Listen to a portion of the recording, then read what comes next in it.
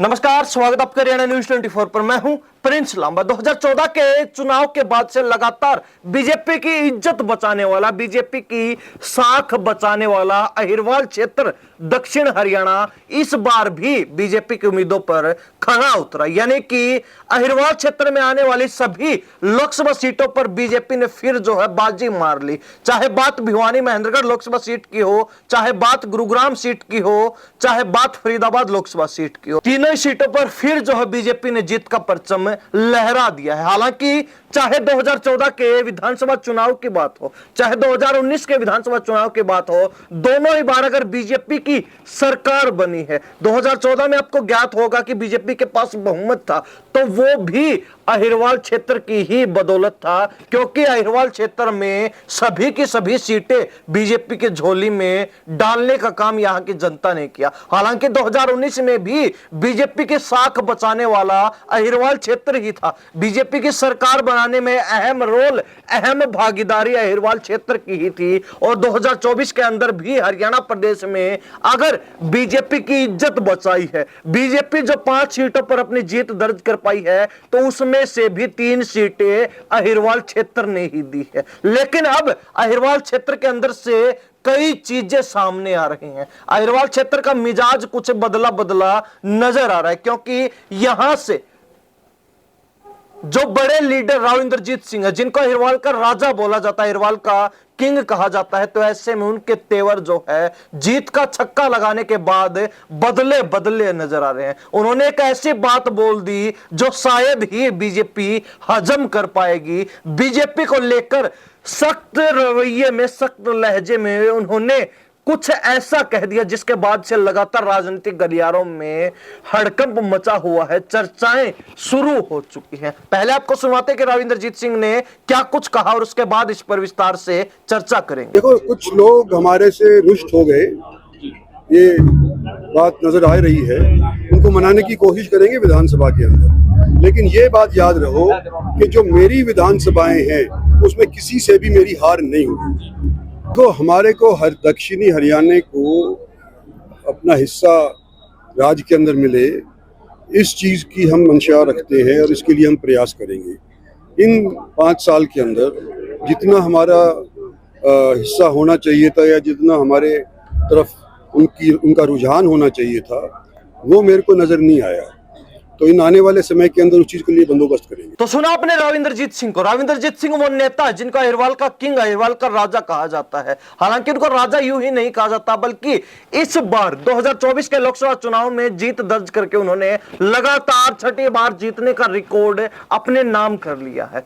Mahendragarh Lok Sabha seat पर जहां उन्होंने पहली जीत दर्ज की, तो उसके बाद लगातार 5 बार गुड़गांव लोकसभा सीट पर जीत दर्ज करते आ रहे, जिसमें 2 बार उन्होंने कांग्रेस से जो है चुनाव जीता। तो वहीं अब 2014 के बाद से लगातार तीसरी बार बीजेपी से वो सांसद चुने गए हैं। और इस तरीके से 2024 की बात हो, 19 की बात हो, 14 की बात हो, 2009 की बात हो, या फिर 2005 की बात क्यों ना हो, लगातार 6 बार उन्होंने जीत दर्ज की। लगातार 6 बार संसद पहुंचने वाले नेता राव इंद्रजीत सिंह बन चुके हैं हरियाणा प्रदेश के। ऐसे में इतना बड़ा कद होने के बावजूद उन्होंने एक ऐसी बात बोल दी जो कहीं ना कहीं अब बीजेपी को हजम करनी मुश्किल हो चुकी है। उन्होंने एक ऐसी बात कही जो आपने सुनी और जिसके बाद से लगातार सियासी गलियारों में हलचल मच चुकी है, हलचल पैदा हो चुकी है, क्योंकि उनका इशारा किसी बड़ी परियोजना की तरफ नहीं, बल्कि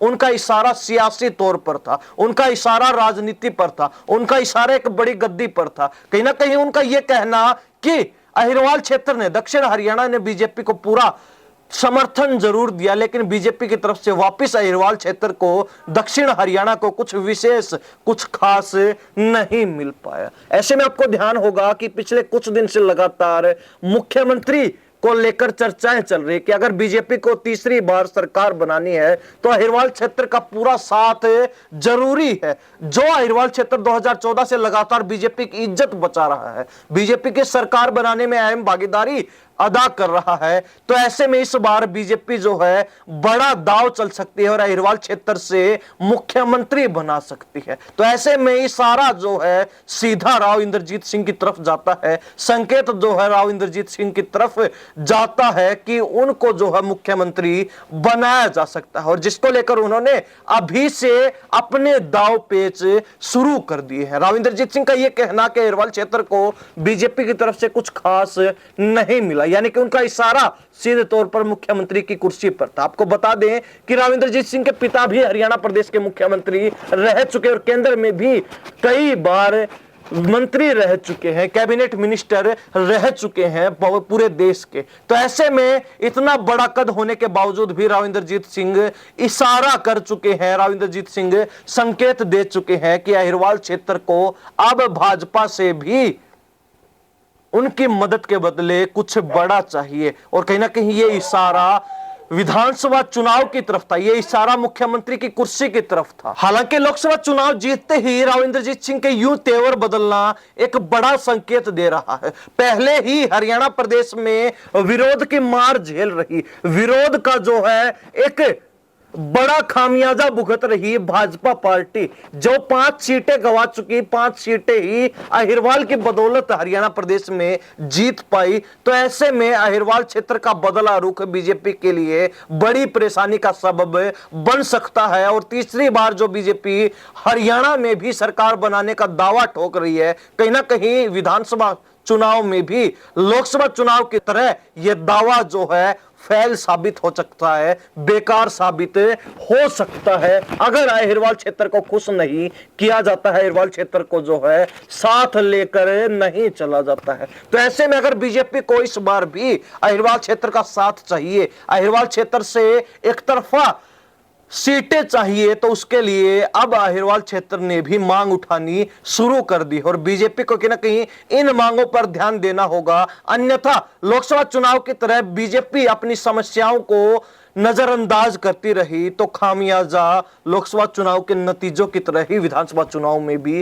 रहने वाला है। हालांकि पहले ही इशारा देना, संकेत देना राव इंद्रजीत सिंह ने शुरू कर दिया है। राव इंद्रजीत सिंह अक्सर बगावती तेवर अपनी पार्टी के खिलाफ दिखाते हुए नजर आते हैं। हालांकि राव इंद्रजीत सिंह का कहना है कि वो कुछ भी गलत ना बोलते और ना ही सहन करते हैं। तो ऐसे में चाहे उनके सामने उनकी पार्टी का कोई बड़ा लीडर हो या फिर पूरी पार्टी ही क्यों ना हो, अगर गलत होगा तो वो गलत ही उस चीज को बताएंगे, गलत ही जो उस चीज को कहेंगे। तो ऐसे में राव इंद्रजीत सिंह अगर इशारा कर रहे हैं सियासी तौर पर मुख्यमंत्री की कुर्सी की तरफ, तो कहीं ना कहीं ये इशारा बीजेपी के लिए काफी जरूरी, काफी अहम हो सकता है। अगर बीजेपी लोकसभा चुनाव की तरह इसको नजरअंदाज करेगी तो इसका खामियाजा अहिरवाल क्षेत्र में भी इस बार भुगतना पड़ सकता है विधानसभा चुनाव में। अन्यथा अगर बीजेपी इस इशारों को समझती है, इस बात को अगर स्वीकार करती है और इस बार भी अहिरवाल क्षेत्र से अगर मुख्यमंत्री का कोई चेहरा बनाया जाता है,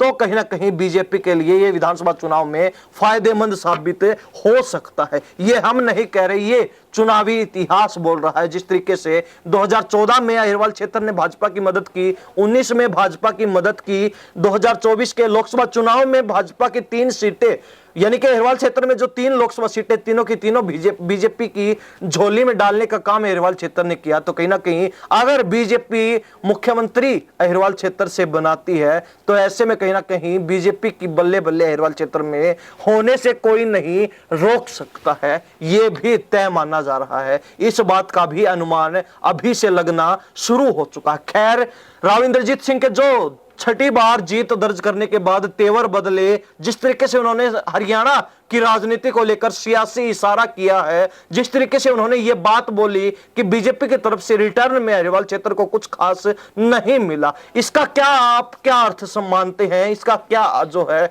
सियासी गणित आप बिठा रहे हैं? इसका क्या जो है अर्थ आप निकाल रहे हैं? वो अपनी राय कमेंट के माध्यम से जरूर रख सकते हैं। इन्हीं सब बातों के साथ मैं प्रिंस लांबा, हरियाणा न्यूज़ 24। नमस्कार, जय।